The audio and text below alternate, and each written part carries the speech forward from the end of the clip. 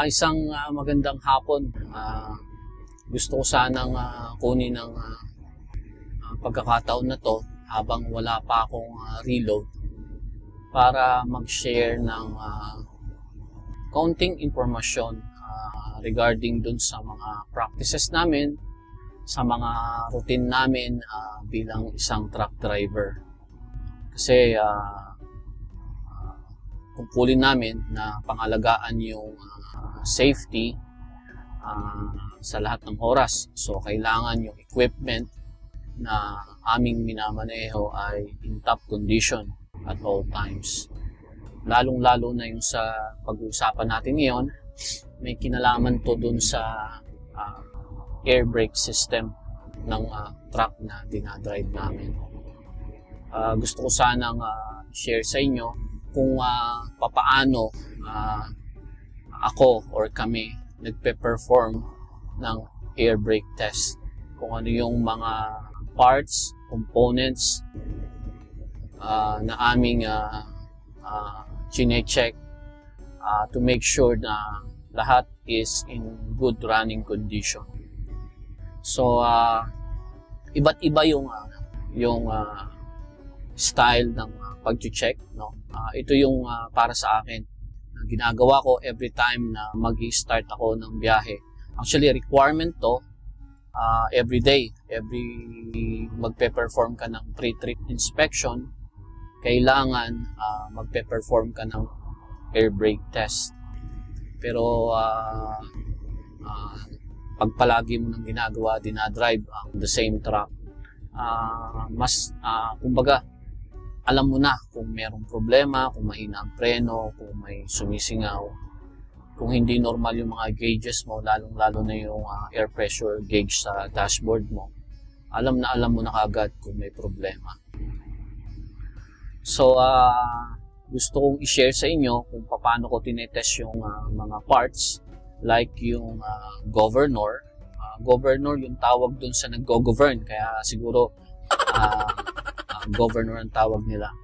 Nag-go-govern sa compressor kung kailan patitigilin at susuplayan ng hangin ang mga air tank ng tractor, and then also yung air tank doon sa trailer.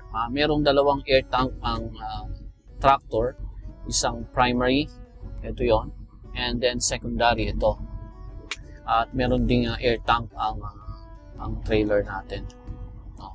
So, check ko yung cut-in kung saan mag-go signal siya sa compressor na magbigay ng hangin sa air tank, at siya rin yung mag-stop kung sapat na yung hangin, nasa correct range na ng air pressure ng air tank. So, para siyang traffic light. Yung governor is parang traffic light. Siya yung nag-stop at siya yung nagpapago sa compressor para mag-supply ng hangin. And then, of course, while doing yung air pressure build-up rate, malalaman din natin na ang compressor natin ay gumagana dahil i-observe natin itong ating mga air pressure gauge sa dashboard kung nag-i-increase yung pressure niya. So, meaning, gumagana yung ating air pressure. No? And then, after nun, pag napuno na yung air tank, i-check ko naman yung air leak. Kung merong air leak sa ating system, ipapakita ko rin sa inyo kung paano pinaperform yan.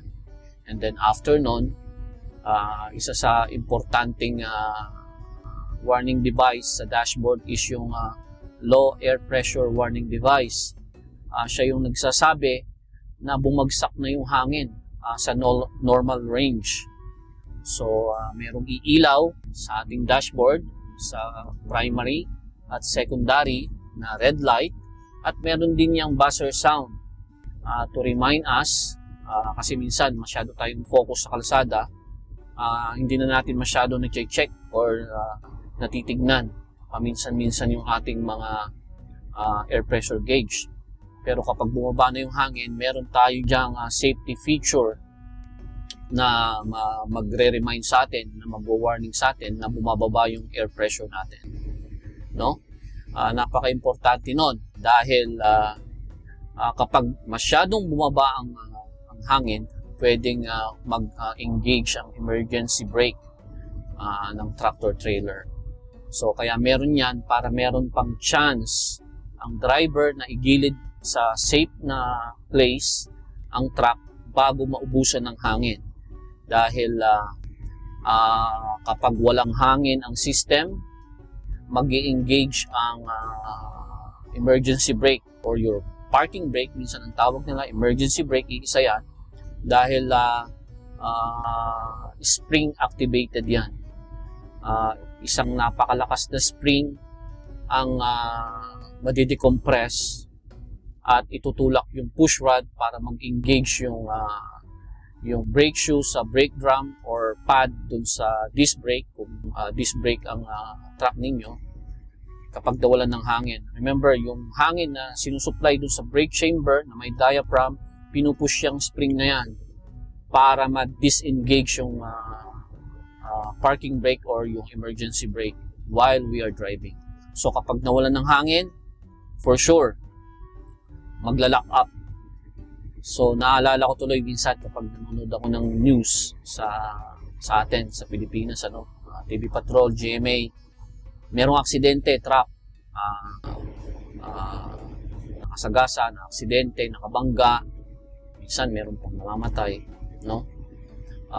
Sabi nung nagre-report, nawalan daw ng preno. Well, sa tingin ko, may pagkakatotohanan na konti yung report na nawalan ng preno. Siguro, kung hindi nag-perform ng pre-trip inspection, hindi nyo chinek, kung hindi in good running condition yon, pwede. Posibleng nawalan talaga ng preno. Pero sa tingin ko, ang palaging dahilan, dalawang main reason kung bakit nagkakaroon ng aksidente, hindi nawalan ng preno. Sa tingin ko, inisip-isip ako nung natutunan ko yung air brake system. Marahil siguro nakatulog yung driver, no? Or driver error, no? Bakit ko nasabi yan? Dahil, remember, kung nawalan ng preno, ibig sabihin, it's either hindi maayos yung braking system niya bago siya nagbiyahe. So, driver error yon.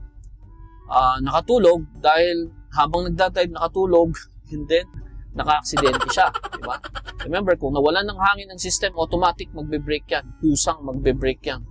Yung ating truck. Kasi nga, sa air brake system, isa sa safety feature is pag nawala yung hangin, automatic mag-engage. At yun yung pinaka-last na i-check natin. Kung paano mag-activate yung ating emergency brake system. Makikita natin dito yung red and yellow na button na pinupush natin to release, no? And then to pull, to engage yung ating mga parking brake or tinatawag din emergency brake. So, hayaan nyo ipakita ko yan. So, ngayon, puno na yung aking gauge, kung makikita nyo dyan. Pero I'll try na pababain siya, no? Pababain ko yun. Balibo, ipe-press ko yung service brake ng ilang beses para mapababa ko yan. Para makita natin kung mag-i-engage yung governor, magka-cut in siya at uutusan niya yung compressor na mag-send or magbigay ng hangin sa ating mga air tank. So, simulan na natin ang ating test. So, tetestin natin, una, yung air pressure build-up from 80, dapat bago siya mag-100, less than 1 minute. And then, ma-check na rin natin yung cut-in ng governor. And then, after that, tuloy-tuloy hanggang sa cut-out niya, which is sa range ng 110 to 130 PSI. Yan yung normal range kung saan nagka-cut out ang governor to stop the compressor sending air sa ating mga air tank. So, start natin. So, binobomba ko. Pagmasdan ninyong mabuti ang air pressure gauge ko. Yan. primary and secondary, bumabagsak na yung hangin, di ba? Makita nyo. Ayan. So, papaabutin natin ng, ayan. Mamaya natin yan. Yung pula na yan, na-activate ko, nasobrahan ko yung ano ko. Yan yung low air pressure warning device. But we are focusing on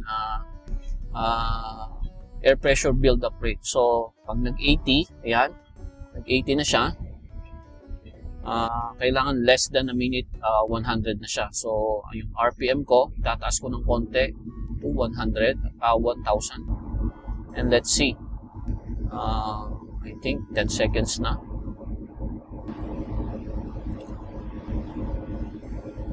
Uh, 20 seconds. So, makikita na umaangat yung ating pressure gauge, air pressure gauge, meaning gumagana ang compressor at nag-cut in ang governor.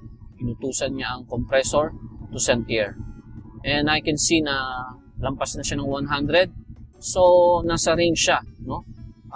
In good condition ng compressor kasi kaya niyang supplyan ang air tank ng hangin sa maiksing oras lamang, no? Actually, segundo lang. So, hintayin natin yung cut out. Maririnig kong magpa-purge yung air dryer. Ibaba ko to ng konti para marinig natin yung gagano siya. Naririnig nyo yan madalas. So, between 110 to 130, sometimes sumabot ng 135. Let's see. Ayun, narinig ko na. Ibig sabihin, nag-activate na yung cut out ng governor. Ini-stop niya na ang compressor na mag-send ng hangin sa ating air tank. So, gumagana rin yon. So, ngayon, i-check natin ang air leak. Air leak test. So, kailangan kong patayin ang makina. Mainit okay lang. Patayin ko yung makina. So, i-turn on ko ulit para gumana yung mga gauges, no? And then, i-hold ko ang service brake, no? And hihintayin kong mag-stabilize yung mga gauge para orasan ko na dapat in a minute, hindi na siya bababa pa ng 4 PSI. So, apakan ko ang service brake. Ayan. Napakan ko yan. Makikita nyo, bumababa yung mga gauge.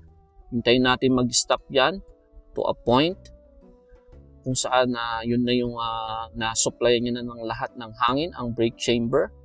And then, orasan natin dito ng 60 seconds. Dapat hindi na yan bababa pa ng more than 4 PSI.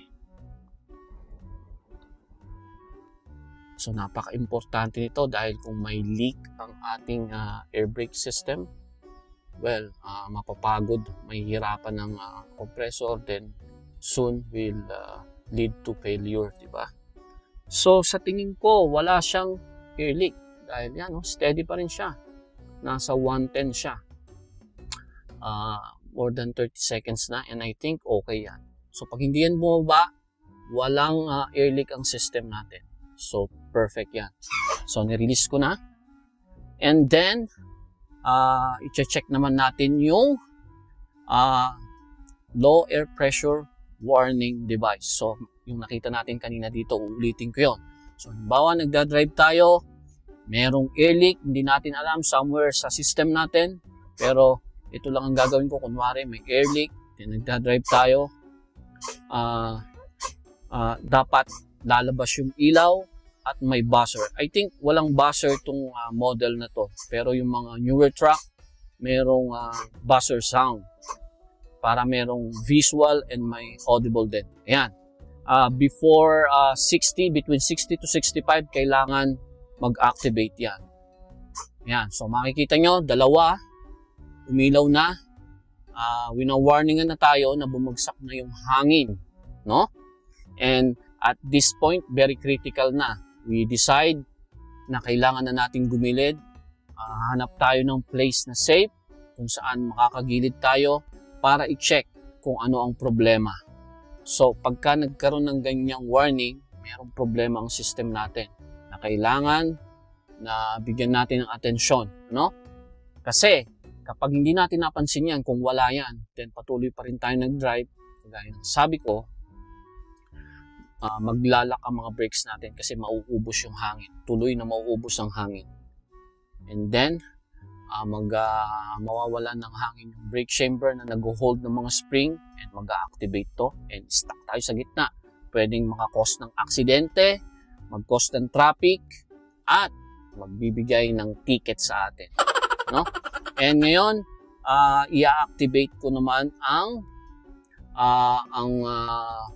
emergency brake. Yan yung pag hindi natin nakita na bumaba na pala yan, yung ating hangin, kailangan may safety feature. Or halimbawa, naputol yung hose, nasira yung brake chamber, nawala yung hangin, dapat may safety feature ang truck natin, natitigil siya. Yun ang pinaka last resort na pwedeng mangyari habang tayo nagmamaneho at nagkaroon ng problema sa system. So, patuloy kong pabababain yung air pressure and let's see kung itong dalawang valve na to is mag-activate. So, pinapakiramdaman ko yung truck dahil nirelease ko yung preno. Hindi siya nagro-roll. Okay, good. So, tignan natin ngayon. Pihitin ko to para yan, makita. Okay. So, pabababain ko yung air pressure pa rin. And, so, dapat itong yellow and red na bulb is magpa-pop up, no? Between 30 and 20 PSI bago maubos ang hangin ng tuluyan. Yun. Tingnan nyo. Umangat siyang parehas. So, ibig sabihin, gumagana rin ang emergency brake ng system. So, perfect lahat. Ibukas ko ng makina, mainit. Ayan.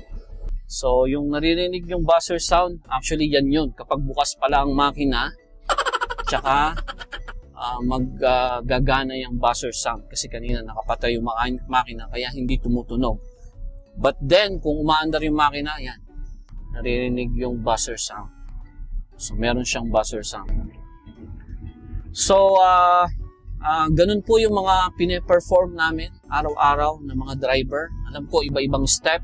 So, yung susunod dyan, yung tag test, to make sure na yung trailer brake is nag-activate at nag-hold yung mga emergency brake ng tractor at ng trailer. Hindi ko na isasama yun dito. Yun lang mga diniscuss ko ngayon ang aking ipapakita.